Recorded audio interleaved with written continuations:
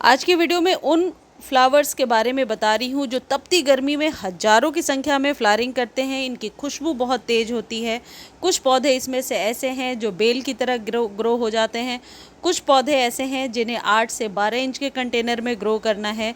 इनमें सबसे पहला जो पौधा है वो है गार्डेनिया का पौधा, यानी गंधराज। बहुत ही ज़्यादा तेज़ खुशबू होती है। ज़मीन में तो ये पौधा पेड़ नुमा आकृति ले लेता है, लेकिन गमले में लगा रहे हैं तो 8 से 12 इंच के कंटेनर में लगाइए।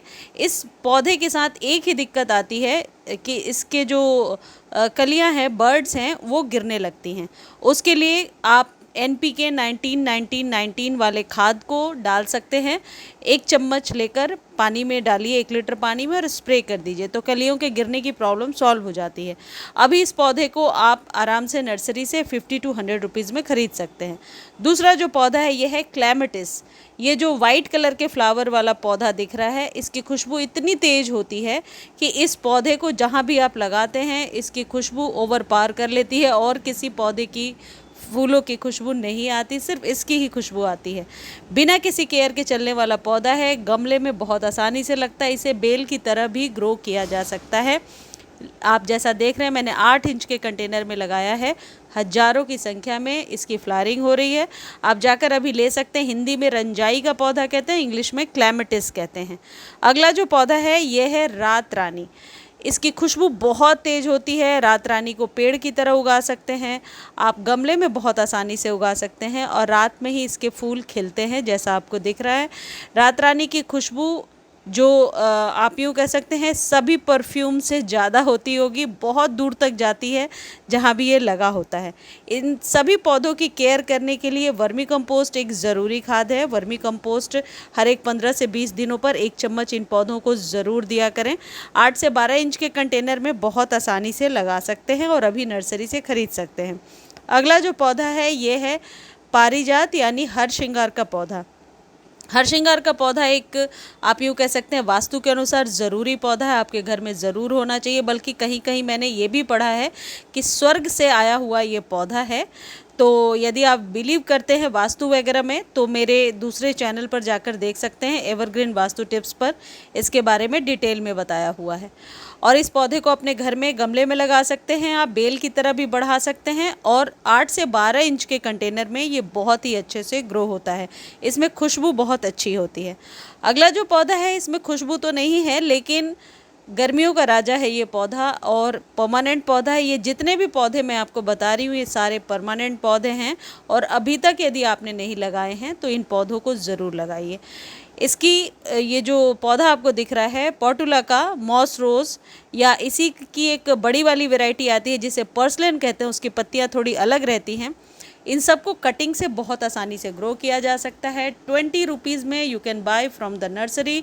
आप जून के मंथ में ले सकते हैं अभी नर्सरी से और बहुत आसानी से ग्रो कर सकते हैं। बस इस चीज़ का ध्यान रखें, जब नर्सरी से लेकर आते हैं रूट बॉल को ज़्यादा ना खोलें, वरना पौधा पहले ऐसे बिल्कुल आप कह सकते हैं मरने लगता है। तो रूट बॉल खोले बिना पहले से सॉइल बनाइए और बीच में इसे रख के मिट्टी भर दीजिए। यदि ये पौधा आपके यहाँ है और इस तरीके से मुरझाया हुआ देख रहा है तो इसकी कटिंग्स को अभी ही ग्रो कर लीजिए। बरसातों में ये बहुत अच्छे से फैल जाएगा और फिर इसमें फ्लावरिंग लगातार, इसकी कटिंग में 6 से 7 दिनों में फ्लावरिंग होने लगती है। इस पौधे को ज़्यादा पानी की ज़रूरत नहीं है क्योंकि सकुलेंट की एक वैरायटी है। और यदि खाद देना है तो ऑर्गेनिक खाद दीजिए, जिसमें कि बनाना पील वाले फर्टिलाइज़र को दे सकते हैं, राइस वाटर दे सकते हैं, चाय पत्ती वाले पानी को दे सकते हैं। वैसे वीडियो के अंत में एक खाद मैं बताऊंगी जो आप अपने सभी फूलों वाले पौधों को दे सकते हैं। इसे हमेशा 5 से 6 इंच के कंटेनर में ही लगाइए, ज़्यादा बड़े कंटेनर में इसकी जड़ें गलने लगती हैं।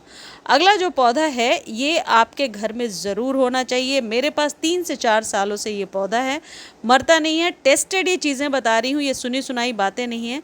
इन पौधों के बारे में जो बातें मैं बता रही हूँ यदि वैसे ही आप फॉलो करेंगे तो कभी भी ये पौधे ख़राब नहीं होंगे। और ये है पीस लिली। कभी नहीं मरता ये पौधा। ये सर्दियों में डोरमेंट होता है और गर्मियों में बहुत अच्छी फ्लावरिंग करता है, लेकिन ये धूप का पौधा नहीं है, इंडोर रखना है। इंडोर में ऐसी जगह जहाँ छन के ब्राइट सनलाइट आती हो, मीन्स उजाला हो। धूप डायरेक्ट पड़ेगी तो पत्तियाँ इसकी ख़राब हो जाएंगी। इसमें 2 से 3 वैरायटी नर्सरी में मिलेगा। बड़ी पत्तियों वाली भी एक वैरायटी थी मेरे पास, अभी वो नहीं है, लेकिन इस वैरायटी को आप 6 इंच के कंटेनर में, मिट्टी के कंटेनर में लगाइए तो अच्छे से सर्वाइव करता है।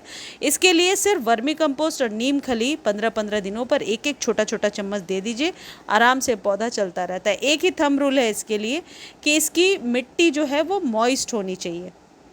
अगला जो पौधा है टिकोमा, हल्की भीनी भीनी खुशबू आती है, बेल की तरह बढ़ा सकते हैं इसे, गमले में आसानी से लगा सकते हैं। लेकिन गमले में यदि पौधा लंबा हो गया है और क्योंकि ये बरसात का टाइम है, आंधी भी आती है, तो कई बार ये पौधे झुकने की वजह से रूट्स के पास से ही उखड़ जाते हैं, तो स्टिक में बांध कर रखें तो इसकी लाइफ ज़्यादा अच्छी रहेगी। ये 100 रुपीज़ से कम में ही अभी आपको नर्सरी पर मिलेगा और इसके बहुत सारे कलर्स आते हैं, ड्रॉप वैरायटी भी आती है जो आप खरीद सकते हैं। अगला जो पौधा है ये है डबल चांदनी का पौधा। इसकी खुशबू बहुत अच्छी होती है। ज़्यादा पानी देने से बचना चाहिए, ज़्यादा पानी देने से इसकी जो कलियां हैं वो अपने आप ही गिरने लगती हैं। इस पौधे को कोई ज़्यादा खाद की ज़रूरत नहीं है, धूप में रख दीजिए और पानी 1 दिन के गैप पर दीजिए या सॉइल को चेक करके दीजिए। इस पौधे को आप बड़े बड़े फ्लावर्स लेने के लिए ऐसा कर सकते हैं कि 15-15 दिनों पर ऑर्गेनिक खाद दीजिए, इसकी खुशबू बहुत तेज़ होती है। बटन रोज़ अभी आप लगा सकते हैं, इसमें भीनी भीनी खुशबू आती है। बटन रोज़ का पौधा गर्मियों में बहुत अच्छे से सर्वाइव करता है और ये परमानेंट पौधा है। इसको आप शैलो पॉट में लगाइए, बटन रोज़ को बहुत बड़े पॉट में ना लगाकर 8 इंच के शैलो पॉट में लगा सकते हैं। धूप में रखिए, बहुत आसानी से ग्रो हो जाता है। नाइट्रोजन युक्त खाद दीजिए, वर्मी कंपोस्ट दे सकते हैं, काउडंग मैन्योर दे सकते हैं, नीम खली दे सकते हैं, तो बहुत आसानी से ये पौधा ग्रो होता जाता है। अगला जो पौधा है ये है मुसेंडा का पौधा। इसके कलर्स और भी आते हैं और मखमली पत्तियों वाला पौधा है, बहुत खूबसूरत लगता है। इसकी पत्तियों से भी हल्की भीनी खुशबू आती है। इसको गमले में लगा सकते हैं, पेड़ की तरह बढ़ा सकते हैं, गमले में भी बहुत ही बढ़िया ग्रो हो जाता है। तो मुसेंडा अभी आप खरीद सकते हैं। इसमें और भी कलर्स बहुत आसानी से अभी आपको नर्सरी पर मिल जाएंगे। ये परमानेंट पौधे हैं, इनको लगाने के लिए 8 से 12 इंच का कंटेनर लीजिए। मधुकामनी ज़रूर लगाइए, मधुकामिनी के पौधे में बहुत अच्छी अभी फ्लावरिंग हो रही है।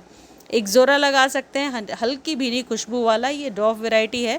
इसमें लॉन्ग वैरायटी आती है, यदि ज़मीन में लगाना है तो लॉन्ग वाली वैरायटी खरीदिए और पेड़ की आकृति में ये ग्रो हो जाता है। साल में 3-4 बार फ्लावरिंग होती है यदि ज़मीन में लगा है। गमले में लगा है तो सर्दियों में ये डोरमेंट रहेगा और गर्मियों में बहुत अच्छी फ्लावरिंग करेगा। विंटर्स इसके डोरमेंसी का टाइम होता है। इसमें बहुत सारे कलर्स आपको मिलेंगे। 50 रुपीज़ तक अभी आपको नर्सरी पर मिलेंगे। अगला जो पौधा है ये मेरा सबसे फेवरेट पौधा है और ये है गुड़हल का पौधा। हिबिस्कस ज़रूर लगाइए, ये हाइब्रिड है, देसी हाइब्रिड कोई भी लगा सकते हैं। सालों भर फूल चाहिए तो गुड़हल का पौधा आपके बालकनी या टेरेस पर ज़रूर होना चाहिए। गुड़हल में खुशबू तो नहीं आती है लेकिन देखने में बहुत ही खूबसूरत लगता है और सबसे अच्छी बात है वास्तु के अनुसार गुड़हल के पौधे को सभी देवी देवताओं को चढ़ाने से आर्थिक स्थिति अच्छी होती है। तो गुड़हल के पौधे को आप अपने घर में ज़रूर लगाइए। अभी बरसातों में आप इसके बीज ग्रो कर सकते हैं। यह है मैरीगोल्ड। यदि आपके पास पूजन के लिए भी कोई मैरीगोल्ड गेंदे के फूल होंगे, उनके ही बीजों को आप सॉइल के ऊपर सिर्फ छिड़क देंगे तो न्यू जर्मिनेशन होने लगेगी और ये पौधा आपके यहाँ तैयार हो जाएगा। या फिर 20-20 रुपए के छोटे छोटे पौधे अभी नर्सरी पर मिल रहे हैं, वो आप लेकर आ सकते हैं। गार्डन में मैरीगोल्ड लगाने से मच्छर वगैरह नहीं आते हैं, लेकिन बटरफ्लाइज बहुत सारी देखने को मिलती हैं, इसलिए ये ऐसा पौधा है कि आपके गार्डन में होना ही चाहिए। इसको लेने का सही टाइम है बरसातों के पहले, आप ले सकते हैं। मधुमालती की ये हाइब्रिड वैरायटी है। इसकी देसी वैरायटी बेलनुमा आकृति में ग्रो हो जाता है, क्रीपर की तरह। आप ज़मीन में लगा सकते हैं, गमले में भी लगा सकते हैं ट्रेलिस बांधकर।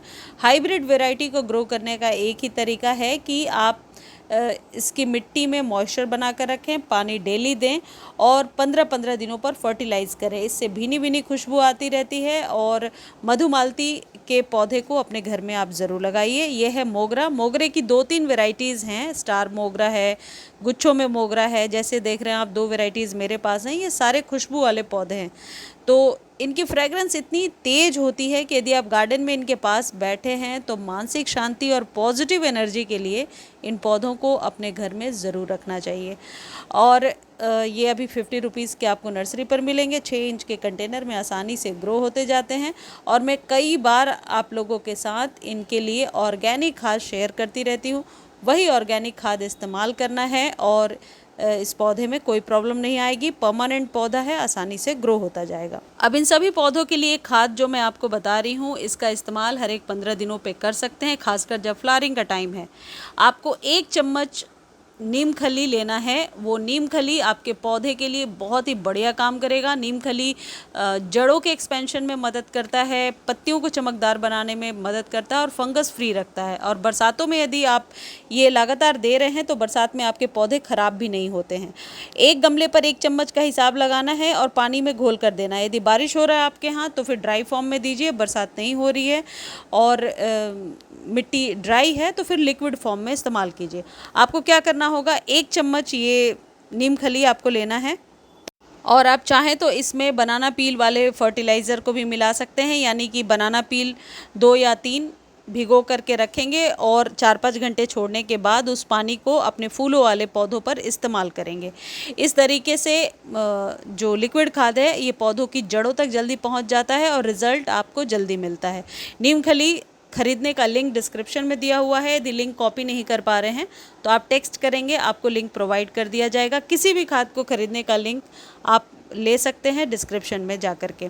इस वीडियो को फेसबुक पर देखने का लिंक डिस्क्रिप्शन में दिया हुआ है। प्लीज़ आप लोग जाकर एक बार फॉलो ज़रूर कर लीजिए और चैनल को लाइक, शेयर और सब्सक्राइब ज़रूर कीजिए। मुझे उम्मीद है ये वीडियो आपको बहुत अच्छी लगी होगी, आपके लिए हेल्पफुल रही होगी। धन्यवाद।